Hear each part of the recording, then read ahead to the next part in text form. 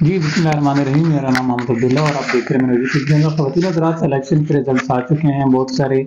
تقریباً پاکستان تحریک انصاف کے مطابق 50 سیٹس ایسی ہیں جو جن کا وہ کلیم کر رہے ہیں کہ ان کے ساتھ دھاندلی کی گئی ہے، اور اس کے بارے میں ان کی حکمت عملی بھی سامنے آ رہی ہے۔ ساتھ ہی ساتھ آج عمران خان صاحب کے ساتھ ملاقات ہوئی ہے پاکستان تحریک انصاف کے کچھ اہم رہنماؤں کی، اور اس کو ان سب چیزوں کے بارے میں بات کریں گے۔ تو شروع کرتے ہیں عمران خان صاحب سے۔ عمران خان صاحب کے ساتھ آج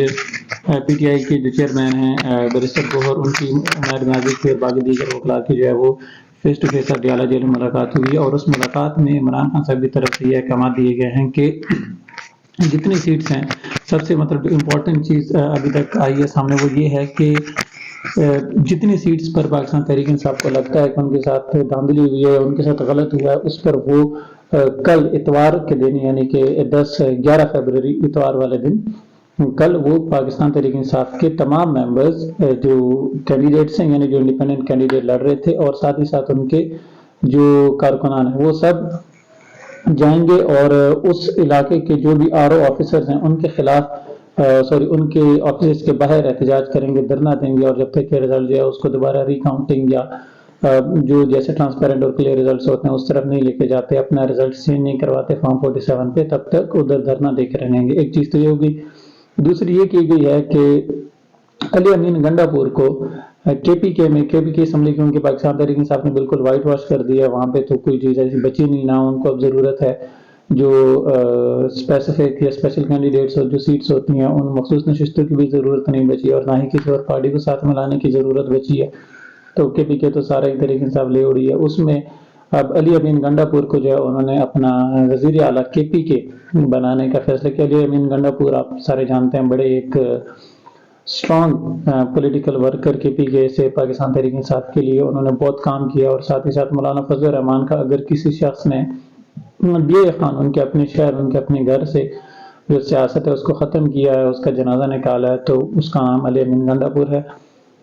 ان کو اب وزیر اعلیٰ کے پی کے لیے میرے خیال سے مراد ہے کہ ان کا نام اب سامنے آ رہا ہے، ان کو اب نامزد کیا جائے گا، اور تقریباً عاطف خان یا علی امین میں سے ایک، ان دونوں میں سے ایک ہوگا، لیکن فی الحال جو نام سرفیس پہ چل رہا ہے وہ علی امین گنڈا پور کا ہی ہے کہ وہ فیوچر میں یا فیوچر آنے والے کے پی کے وزیر اعلیٰ ہوں گے، وہ علی امین خان گنڈا پور ہوں گے۔ تیسرے نمبر پہ عمران خان صاحب نے بڑا ایک اہم پیغام عمیر نیازی کے تھرو بھیجا ہے، اور وہ یہ ہے کہ عوام کے مینڈیٹ کا اور عوام کے حق کا، عوام کی رائے کا احترام کیا جائے اور اس کو ایکسیپٹ کیا جائے، اس کو قبول کیا جائے۔ اگر ایسا نہیں کیا جائے گا تو پھر ایک پاکستان کے پرائم ادارے، یعنی ایک بہت بڑے ادارے، بہت بڑے انسٹیٹیوشن پاکستان کے اور عوام کے درمیان جو دوریاں ہوں گی وہ بڑھ جائیں گی، اور اس کا یہ ڈائریکٹ رزلٹ نکلے گا، اس کا یہ ڈائریکٹ نقصان ہوگا پاکستان کو۔ اس وجہ سے عمران خان صاحب نے مطالبہ کیا ہے کہ عوام کا جو بھی فیصلہ ہے، ان کا جو مینڈیٹ ہے، اس پر عمل درآمد کیا جانا چاہیے۔ اب جو بات ہے کہ پاکستان تحریک انصاف کی جو سیٹس ہیں، پاکستان تحریک انصاف نے آج کے الیکشن کمیشن کے فیصلے کے مطابق ٹوٹل 100 یعنی 100 سیٹس ہیں وہ جیت لی ہیں۔ وہ تحریک انصاف کے سارے، ظاہر سی بات ہے، جو بھی ایفیلیٹڈ کینڈیڈیٹس تھے جو انڈیپینڈنٹ لڑ رہے تھے، اور لیکن بیٹ کا نشان واپس لینے سے پہلے، بلے کا نشان واپس لینے سے پہلے وہ ظاہر ہے پاکستان تحریک انصاف کے ممبرز تھے۔ اب وہ جو سارے لوگ ہیں جو پہلے پاکستان تحریک انصاف میں تھے اور اب وہ انڈیپینڈنٹ لڑے ہیں، انہوں نے 100 سیٹس جو ہیں وہ نیشنل اسمبلی کی جیتنی ہیں۔ کل آپ نے دیکھا ہوگا نواز شریف نے 63 سیٹس کے ساتھ اپنی وکٹری اسپیچ کی تھی، اور اس وکٹری اسپیچ پہ ان کے ساتھ جو لعن طعن ہوئی ہے، یعنی طلعت حسین، منصور، حامد میر، عمران ریاض خان، طارق متین، یعنی اور کون ایسا شخص ہوگا، کون سا صحافی ہوگا جو چاہے ان کے خلاف ہو یا ان کے حق میں بولتا ہو یا نیوٹرل ہو، جیسا بھی ہو، کس نے نواز شریف پر لعن طعن نہیں کی ہوگی، اس کو اس بارے میں نواز شریف کو اس سے جسے کہتے ہیں نا کہ ایک بے عزتی نہیں ہوئی ہوگی، اس خطاب کے کرنے سے کوئی ایسا شخص نہیں ہوگا جس نے نواز شریف کو بے عزت نہیں کی۔ بے عزت سے مراد ہے کہ جس نے کہا نہیں ہوگا کہ بھائی کیا کر رہے ہو، تھوڑی سی کچھ تو شرم کر لو، کچھ تو لحاظ رکھ لو۔ 63 تمہارے پاس سیٹیں ہیں 63، اور اس پہ تم وکٹری کے اسپیچ کر رہے ہو، اور عمران خان کی پارٹی کے پاس 100 سیٹیں ہیں، اور کل عمران خان نے اپنی وکٹری اسپیچ جو ہے وہ اے آئی کے ذریعے یعنی آرٹیفیشل انٹیلیجنس کو استعمال کرتے ہوئے اپنی اسپیچ کی۔ کہ ظاہر ہے وہ تو جیل میں ہے، جیل سے بیٹھ کے اس نے الیکشن جیت لیا،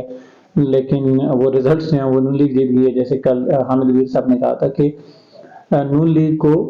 8 فروری کو لگتا تھا کہ شاید وہ ہار گئے ہیں، اس لیے نواز شریف نے اپنی وکٹری اسپیچ کینسل کر دی تھی، لیکن 9 فروری کو پھر ان کو پتہ چلا کہ ان کو زیادہ ووٹ 8 فروری سے زیادہ ووٹ نون لیگ کو 9 فروری کو پڑے، اس لیے پھر انہوں نے کل یعنی 9 فروری کے دن جو ہے وہ اسپیچ بھی کر ڈالی تھی، اپنی الیکشن اسپیچ، وکٹری اسپیچ ہے۔ کمی بیک تو تحریک انصاف کے مطابق تقریباً 50 ان کی ایسی سیٹس ہیں جو جس میں ان کے ساتھ زیادتی کی گئی ہے، ناانصافی کی گئی ہے اور جو ان کو واپس ملنی چاہیے، تو اب ان 50 پہ انہوں نے عدالتوں کا بھی رخ کر لیا ہے، جیسے کل سلمان اکرم راجہ نے عدالت کا رخ کیا، ساتھ ہی ساتھ جہاں سے امیر مقام جیتے تھے اس کا بھی آج ریکاؤنٹنگ ہوئی تو وہ بھی واپس لے لیا۔ پھر بہت سارے جو جیسے شامت قریشی کی بیٹی ہے مہر بانو قریشی، انہوں نے بھی عدالت کا رخ کر لیا، مریم نواز کے خلاف جو مہر شرافت علی ہیں انہوں نے بھی عدالت کا تقریباً سب نے عدالت کا جو رخ ہے وہ کرنا شروع کر دیا۔ 48 گھنٹے ریکاؤنٹنگ کے لیے دیے گئے تھے آر او آفس کی طرف سے، اور اس میں بھی بہت سارے پرابلمس سامنے آ رہے ہیں، جیسے مہر بانو قریشی کا یہ پرابلم آ رہا ہے، انہوں نے ایک ویڈیو پیغام میں یہ بتایا ہے کہ وہ آر او آفس کے باہر کھڑی ہیں 1.5 گھنٹے سے، آر او کی گاڑیاں، پولیس آفیسر آر او کی گاڑیاں باہر کھڑی ہیں اور آر او صاحب ہیں وہ غائب ہیں وہاں سے، وہ ان سے مل ہی نہیں رہے۔ تیسرے نمبر پہ اب پیپلز پارٹی اور پاکستان مسلم لیگ نون دونوں پارٹیز، اب یہ کہا جا رہا ہے، یہ سننے میں آ رہا ہے کہ سننے میں کیا یہ پاسبلٹی رہ گئی ہے کہ اب یہ دونوں پارٹیز ہیں یہ مل کر پاکستان میں اب حکومت بنانے والی ہیں، اور آپ یہ دیکھیں کہ پاکستان مسلم لیگ نون، پاکستان پیپلز پارٹی، یہ دونوں اگر اپنی سیٹیں ملا بھی لیں تب بھی 170 سیٹیں بھی نہیں بنا سکتے، تو پھر ان کو کاف لیگ بھی چاہیے ہوگی، ایم کے بھی چاہیے ہوگی، فضل الرحمان صاحب بھی چاہیے ہوں گے، بلوچستان سے بھی کچھ لوگ اپنے ساتھ ایڈ کریں گے، جی ڈی اے ٹائپ اور دوسری جتنی بھی کمپنیز یعنی پولیٹیکل یہ جو آپ ان کو کٹ پتلیاں ہیں پولیٹیکل پارٹیز چلو کہہ لیں، ان سب کو یہ لوگ اپنے ساتھ ملائیں گے اور پھر جا کے میاں محمد نواز شریف پاکستان کے 34 مرتبہ 24ویں وزیر اعظم بن کر حلف اٹھائیں گے، اور اس حکومت میں کیا ہوگا یہ آپ سب بہتر جانتے ہیں، کیونکہ پہلے جب پی ڈی ایم نے صرف 16 مہینے حکومت کی، جس میں شہباز شریف صاحب ہیڈ آف دا اسٹیٹ کے طور پہ آ رہے تھے پی ڈی ایم کی طرف سے، اور اس میں جو انہوں نے کارنامے سر انجام دیے پاکستان کے لیے، جو اکانومی کا، جو پالیٹکس کا، جو اخلاقیات کا، جو لا اینڈ آرڈر کا، جو ہر چیز کا بیڑا غرق کیا، تو اب ظاہر سی بات ہے اس سے بھی 2 قدم آگے جانے والے ہیں میاں محمد نواز شریف، بڑے میاں صاحب۔ اس کے بعد آپ یہ دیکھیں کہ جو ہمارا انٹرنیشنل میڈیا ہے وہ پاکستان کے بارے میں کیا سوچ رہا ہے۔ پاکستان کے الیکشنز کے بارے میں سوشل میڈیا سے لے کر مین سٹریم میڈیا تک، یعنی سوشل میڈیا سے اگر آپ صرف یہ بھی دیکھیں نا، ٹویٹر پہ پوری دنیا میں ٹویٹر میں سب سے زیادہ جو ایک رینونڈ پرسنالٹی کے طور پہ جانے جاتے ہیں، جرنلسٹ ہیں، سول جرنلزم کرتے ہیں، ٹویٹر پہ وہ اپنے لائیو سپیس کے لیے بہت فیمس ہیں، عمران خان صاحب کے ساتھ بھی انہوں نے سپیس کیا، ماریو نوپال، انہوں نے کل سے وہ کنٹینیوسلی پاکستان کی جو الیکشن ہے اس پہ بات کر رہے ہیں اور یہ بتا رہے ہیں کہ کیسے پاکستان میں پری پول اور پھر آفٹر پول ریگنگ جو ہے وہ دھاندلی جو ہے وہ جاری ہے۔ اسی طرح Al Jazeera, C N N, B B C, ساری فاکس نیوز ہے یا کوئی بھی اور ایسا انٹرنیشنل نیوز